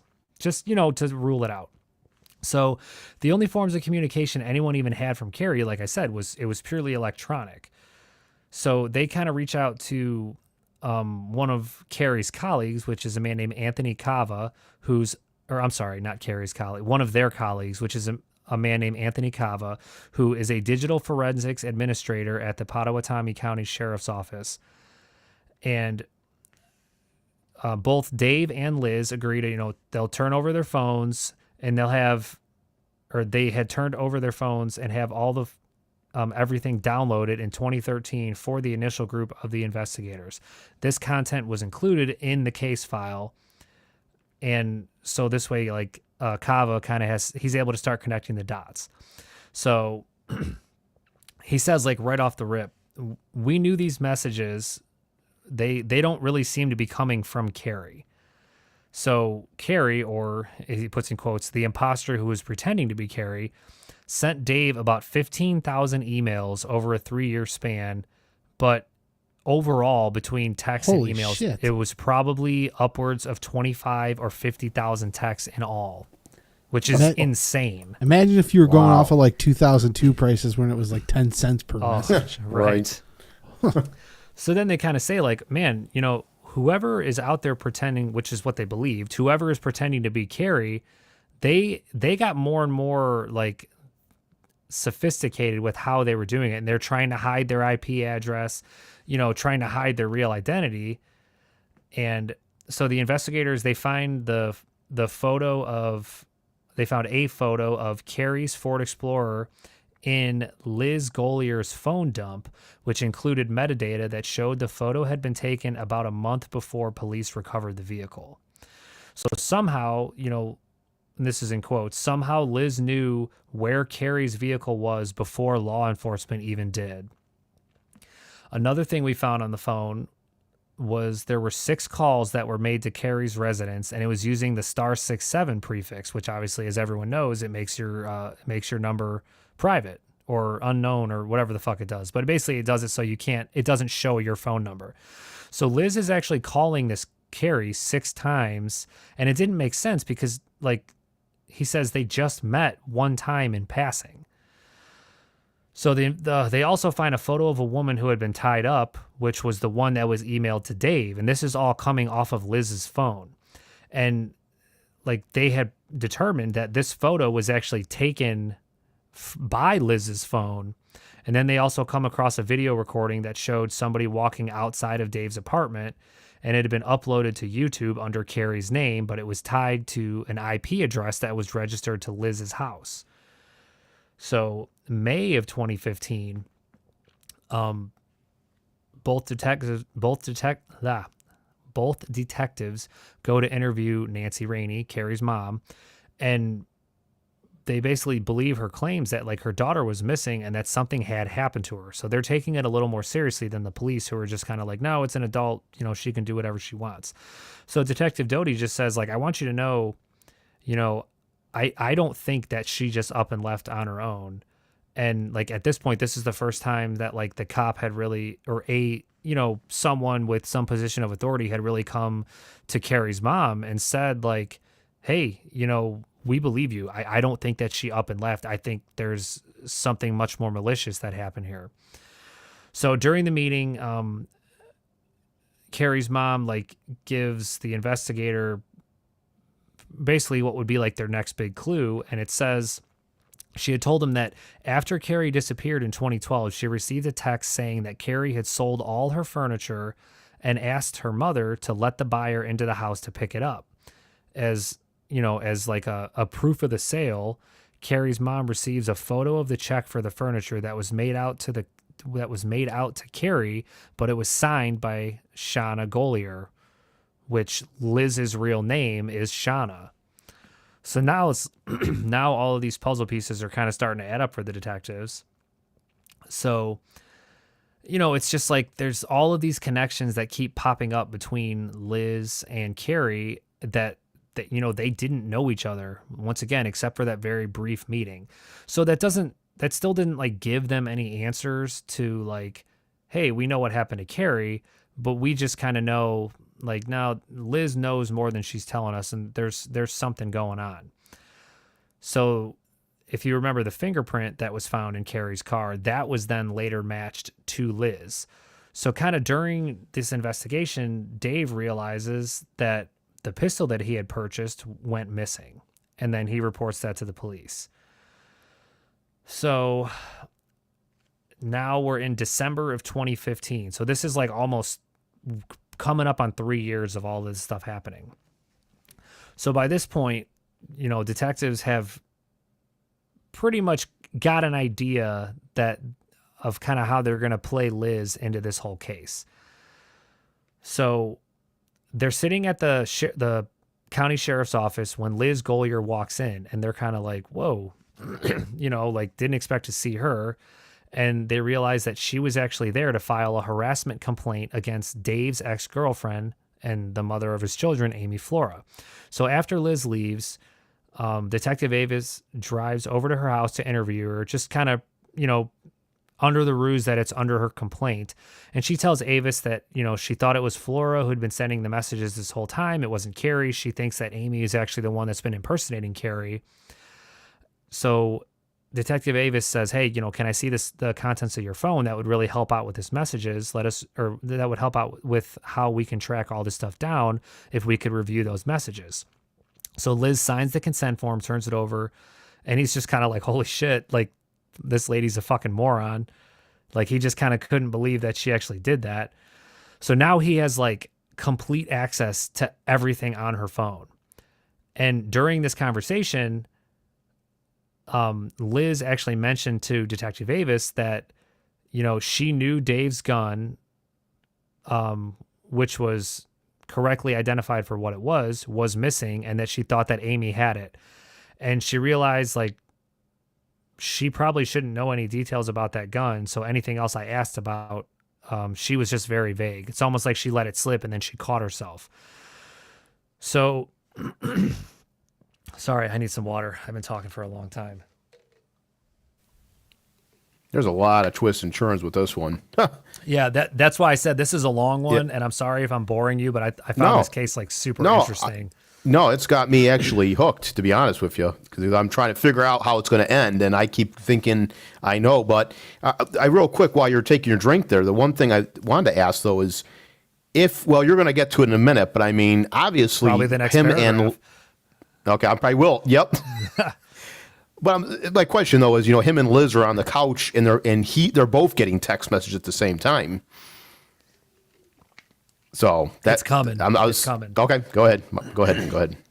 So, so then randomly out of nowhere, like a random twist in the case is on the following day, Liz calls, there's a 911 call coming from Liz, and she claims that she had been shot in the leg while walking alone at night in Big Lake Park in Council Bluffs. The investigators said that Liz first claimed she didn't know who the culprit was, but then later on she starts screaming that, nope, it's Amy Flora. It's this woman, you know, I know she did it. And the detectives were kind of like, man, you know, that's really weird that she felt the need to tell me that Dave's gun had been stolen, for one. Less than 24 hours later, she's shot. Like, it's just kind of like a random thing, even though they had already known that the gun was stolen or missing because Dave had reported it prior to Liz even, you know, giving any of that away. Real quick, refresh my memory. Who was Amy again? Amy was Dave's original girlfriend that he had kids with, that he moved to Omaha. So she hasn't been in the story other than like that's his ex that he has kids with. Gotcha. Okay, got it. So until now. So at this point, the investigators are kind of just like, you know what? I think this chick shot herself. And they pretty much checked Amy's alibi, and she was cleared the same evening. They're like, there's no way that she was here and she shot this woman. So now, remember the forensics guy they were using, Anthony Cava, he kind of goes back to work, and he's going through all the new stuff that they found on Liz's cell phone after they were able to get for the second time. And he comes across the fact that Liz had registered like 20 or 30 fake email addresses that had some variation of Carrie's name in them. So he also discovers that Liz is using an app which it really is the next paragraph, Dan. Liz is using an app which allowed her to schedule future messages. Now, what that means is you can compose an email or compose a text message and then set a timestamp for when you want them to be sent. So you can make them out in the morning, make them all out in the morning, and have them scheduled to be sent at different times during the day. I was thinking something like that. This is how they're able to explain that while Dave and Liz are together, they're both getting messages and emails at the same time. So, you know, they're kind of like, okay. So, you know, she's able to pretty much send messages pretending to be Carrie that would show up while they're sitting on the couch together. And to Dave, he's like, well, there's no way it could be Liz because she's sitting right next to me. You know, he doesn't know. So Cava had estimated that Liz probably spent 40 to 50 hours a week impersonating Carrie. And this is like, you know, a full-time job, really harassing people and stalking people and sending them messages and all that. So 2 weeks after she's shot, Liz is actually now brought in for an interview with, you know, Detectives Doty and Avis. And at the time, like, Liz is she's just pushing for them to investigate Amy Flora, who, you know, unbeknownst to her, she was actually the main suspect in Carrie's disappearance. So the detectives come up with a plan, and they basically tell Liz, like, hey, you know what? We believe everything you're saying about Amy. We believe that Amy shot you. We're going to need you to get Amy to incriminate herself. So they tell Liz, they say, hey, why don't you reach out to Amy, see if you can get her to tell you anything that happened to Carrie, and of course, like, the detectives at this point, like, they know Amy's cleared. They already cleared her, but they're trying to set Liz up to pretty much reveal that it's her the whole time, but they need to be able to prove it. So, knowing that this had been Liz for the last couple of years of just the harassment and the sending the message and all that, it pretty much worked like a charm. And it says that Liz was almost immediately after being told this is what you're going to do, she agrees to it. Almost immediately, she writes emails that were quote unquote from Amy, and she starts receiving messages. And it said, they're from Amy, where Amy confesses to shooting Liz at Big Lake Park. And, the detectives are like continuing to question Liz, to ask Amy, like, who they knew to be Golier, like for, let me rephrase that. They're pressing Liz to ask Amy who they already knew was Liz pretending to be Amy. They're trying to get her to confess about like details about Carrie's death or her disappearance or anything like that. So it only took a couple days before that basically happened. And what she did is she forwarded an email to them that was supposedly from Amy, saying that she stabbed Farver 3 to 4 times and stuffed her body into a garbage bag. And they kind of just go on to say, like, it was much more graphic. It was very explanatory, but it was just like super gruesome, all the details that were in the email. So as the time goes on, like, Liz starts to get increasingly like more and more upset that they hadn't arrested Amy. And the detectives just explain to her, like, we need more information. Like, it has to be information that only the killer would know. This isn't enough to put her away. So they're just like baiting her. And within hours of that conversation, more confession emails from Amy, quote unquote, appears. And at this one, the emails this time, it basically said that Carrie had been stabbed to death in her own car. And the emails gave Carrie's vehicle as a crime scene.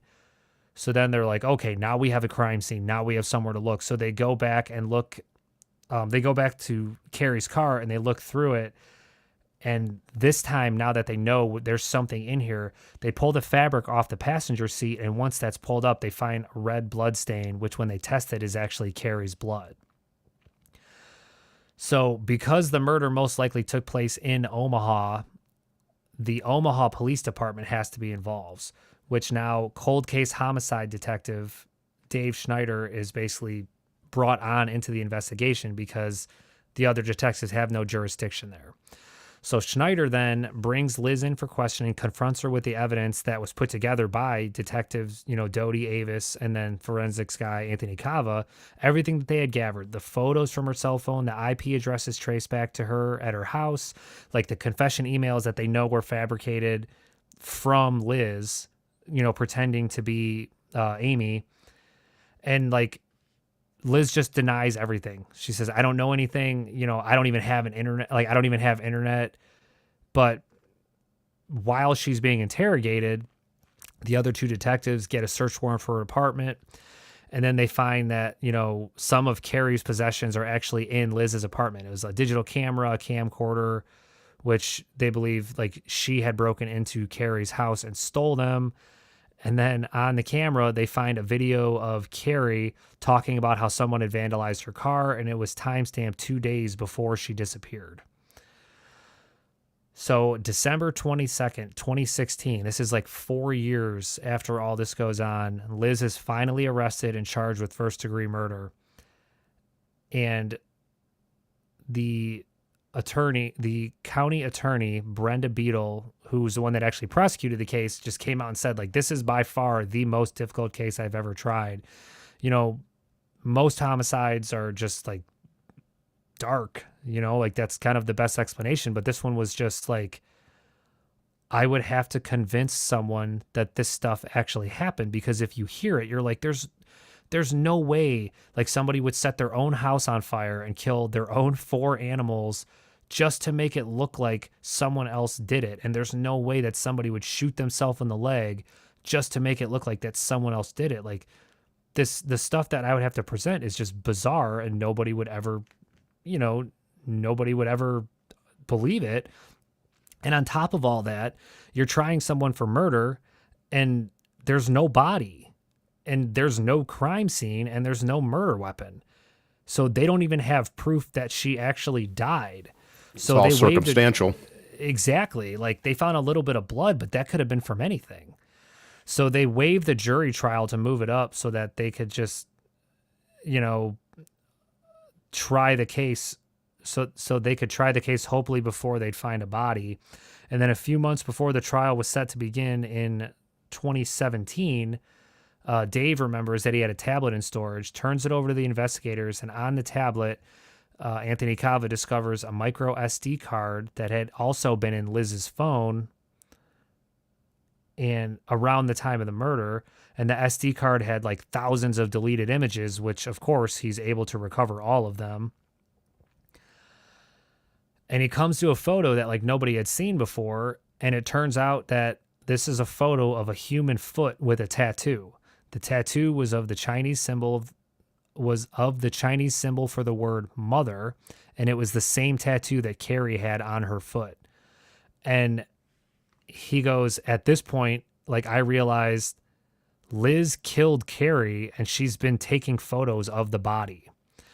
So at trial, the attorney Beadle just kind of paints Liz as like this just diabolical fucking menace of a woman who, killed this woman, Carrie Farver, just because she was on a date with some guy she was obsessed with, and then spent 4 years after that harassing everyone that was, even related to this guy or had any part in this guy's life, as well as the guy himself.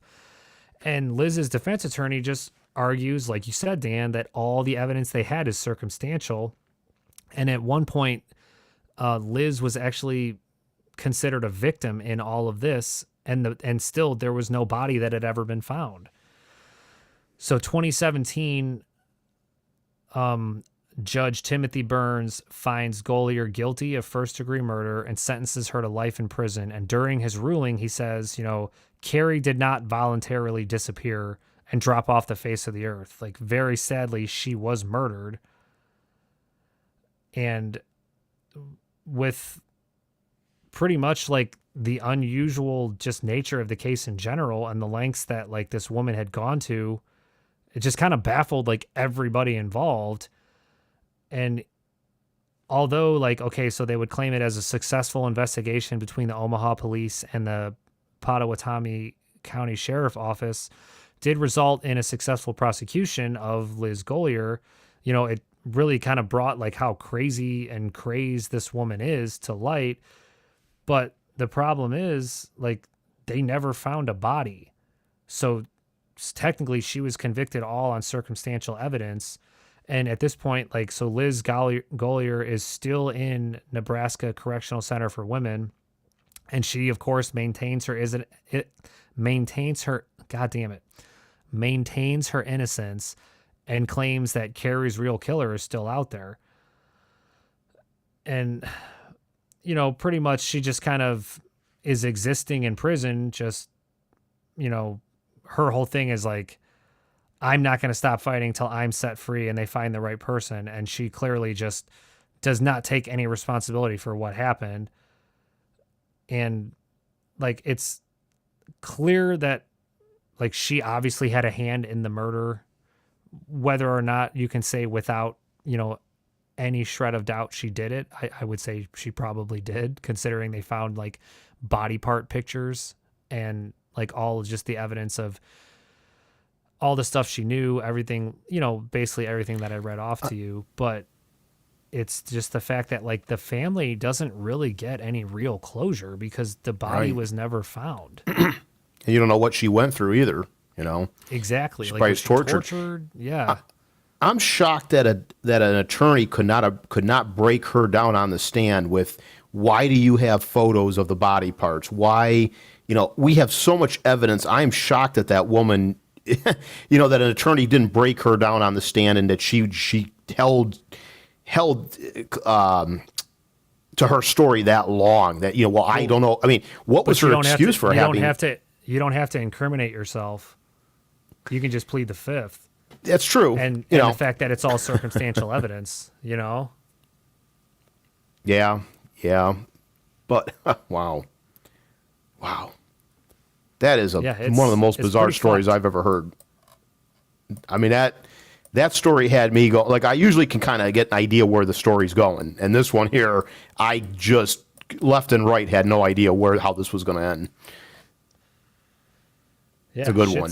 It's fucking crazy. And they actually ended up putting together like I think it was like a victim fund or some type of, like, it was some kind of charity that I believe like the detectives put together, and just kind of the whole, like, it sucks. We want Carrie to be remembered as like the good person that she was. She was only 37 when she died. Wow. Like, this woman is fucking nuts, and I hope she never gets out, is kind of what they were saying, Right. So the way that the defense would have painted it was the motive, just the fact that they think the motive was, obviously the woman's a nut job, but that she wanted this Dave guy all to herself, or was there? Go ahead. That's what the prosecution was arguing. That's what I meant. The prosecution. Okay, so right. Yeah. So the prosecution was saying that, and but like you said, the story seems even too crazy for Hollywood to come up with. It's amazing, that this woman was diabolical, evil, and actually that what's the word? The premeditation that had to go into all that she thought about doing. She was that dedicated to put 40 to 50 hours a week just to make that happen. And the premeditation that took place of that. And I mean, the thing is, did she almost kind of get away with it until those new detectives got involved in it? Yeah. I mean, well, so they, some of the other stuff that I had read was that, like, but she kind of weaseled her way back in with Dave, like I said, because who else is going to understand the situation between, besides those two. So when things would start to get kind of stale, she would just light it up again with all the emails and text messages. And then, oh no, this is happening. It's happening to both of them. Run back to me, kind of thing. So it's like when it would start to get stale, she would do that, and then it would just push them back together. So like a warped a warped thing in common we have here type deal. Yes, exactly. It's like we have this common ground, and I don't have anyone else to go to, Oh, wow. That is, talk about psycho, man. That, like I said, Hollywood couldn't come up with a better script than that. You would never believe it. You'd be like, this is so far-fetched. This movie's stupid. Right. But did you, and I may have missed this, but did you mention whether or not her body had been found or not? It had not. Yeah, no, it's still not been found too. One thing, do you think if she had just left it alone, she would have been caught?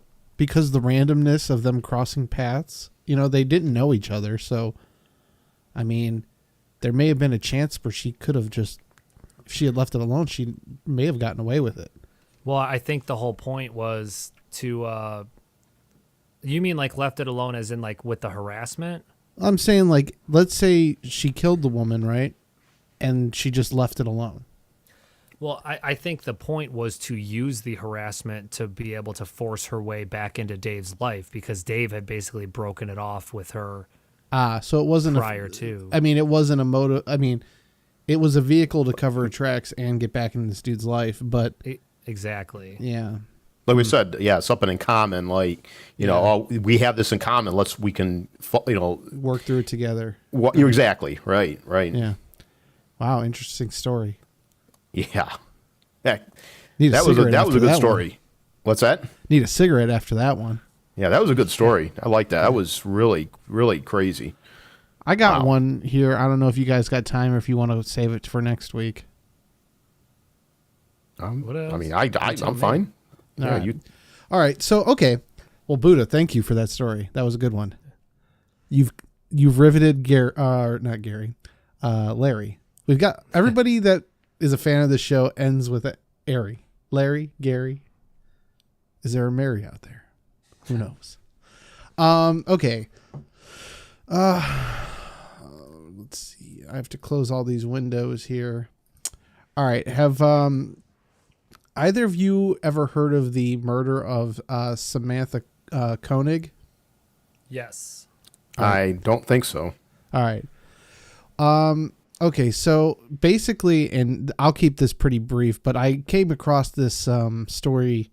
I had no idea that this happened, but I came across this story recently, and it was 18-year-old Samantha Koenig, a coffee booth employee in Anchorage, Alaska, was kidnapped on February 1st, 2012. Her debit card was stolen, and basically for what happened was she was working at a coffee shop that was kind of like not necessarily like a Starbucks, but more like a little shack that you could walk up to or pull up to and order a coffee, drink, and then take it and leave. And so what happened was this woman was working, and there was a surveillance camera that caught on tape where she was being robbed. And so the robber then asked her to get out and follow him into the car. Otherwise, he would have killed her. So she ends up, missing for a while. And I'm not sure for how long, but let's see here. Long story short is that her family received a phone call, or I think it was a boyfriend or whatnot, received a phone call to go to a place to pull out a picture. And there was a picture of her holding up a newspaper with a date on it, stating that if there was this amount of money, I think it was $30,000, was deposited into an account, they would get her back. Well, it turns out that she was already she was gone, and her bank card was starting to get activity, different states, one of them being, I think, Arizona. I'm butchering the story because I'm paraphrasing, because I was going to do it next week, but your story kind of inspired me to do this. But long story short, turns out they were able to track down the guy who killed her. She was already dead. What's the creepiest part about this whole story is that the picture of her holding up the newspaper, she was already dead in. The guy who killed her, his name was Israel Keys, sewed her eyes open and took the picture and put makeup on her to make it look like she was alive. Oh my God. Yeah. Wow. To then trick people into thinking that she was still alive. It was if you've ever seen the picture, it's really creepy. And what's her name again? Samantha Koenig, Koenig. Just an absolutely creepy picture. And that's kind of where I was going with this. But if anyone's interested in true crime, this guy Israel Keys, and maybe we'll do a story on him or just a profile of him on one of the future episodes. Really, I'd want to get someone on that knows a lot more about him and can speak a little more articulate on him than I can. But the creepiest part of this whole thing is the photo, and the fact that this guy basically, like that black and white photo. Yeah. So she's Yep. she's actually passed away in that photo, and he used makeup and fishing wire to sew her eyes open so that he could trick the family. So what? Wow. And obviously that must have been, of course, before, decomposition started. Yeah. And so in I was trying to be elusive, trying to draw the story out. And Unfortunately, I just sucked at it. But long story short is that he abducted her, kidnapped her, sexually assaulted her, killed her, then kept her body in a shack, went on vacation the next day on a cruise, came home, then took that picture, then dismembered her and put her into a lake. Wow. So, he had been, while he was gone, there was this poor dead girl in his shack, and then he came home and did that. It's just absolutely disgusting. And it turns out he killed a bunch of other people. What he would do is he would bury kits throughout the United States. We call them kill kits. And he would then go and find somebody that he could stalk and murder, use these kits on them, and then go home. And so he would, he wasn't premeditated as a point of he picked out his victim and did he was very random with his victims, but he would just have these things stashed throughout the country. And they think he killed, upwards of 12 to, 15 people. When he was apprehended, he killed himself while he was under, in custody. So he was never actually able to be put to trial. But it was just a horrible story. And like I said, that picture, it's really haunting. I don't know. Well, yeah, especially if you know the person's, they're dead. And he went through that length to, sew the eyes open and everything. Whew. Yeah. I wonder how long she was actually dead, though, after he went on vacation. It couldn't have been long. He killed her and then left the next day. So, and then he was gone for about a week or so. Oh, well, okay. So if it was cold or something outside, it may not have. Well, it was Alaska, right? Yeah, he was in Anchorage. Yeah, Anchorage. So yeah, then it was cold. So that's the reason the body didn't. Even a week later, that's, it's not going to look probably that good unless it's being kept preserved. Yeah, cold. So just really creepy. So, yeah. But yeah. Did you guys happen to see the video floating around of the rapper who passed away, and they actually had his memorial service at a nightclub, and they actually stood him up on stage? I didn't see the video. I saw a photo of it, though. Yeah, wasn't that it was kind of bizarre. Yeah, I didn't read the story. I just saw it. That's actually kind of in some cultures, they do that where they will present the body. And we've talked about that before, in kind of in a way that they would have been in life, as opposed to, how they look in death, like the dude on his bike or someone in a car. The guy in the kayak. Yeah, I remember that one. Oh, yeah. It's kind of just showing how they were in life, as opposed to what their favorite stuff was to do. We watched something last night about a couple that a guy was supposed to go to jail for charges, I forget what for, ended up stealing a body out of a grave, rolling his car off a cliff, setting the car on fire, just so that, and then faking his own death.